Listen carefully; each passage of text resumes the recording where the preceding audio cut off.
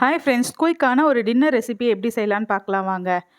1 cup கேழ்வரகு மாவு, 3 cup கோதுமை மாவு, அப்புறம் கொஞ்சம் துருவின கேரட், கொஞ்சம் உப்பு சேர்த்துக்கலாம்.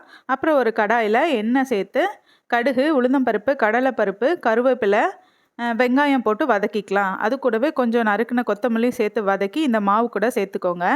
அப்புறம் தேவையான அளவு தண்ணி ஊற்றி போரிங் கன்சிஸ்டன்சியில் மாவை கலக்கி வச்சுக்கலாம். அப்புறம் இந்த மாவில் தோசையாக சுட்டு எடுத்துக்கலாம்.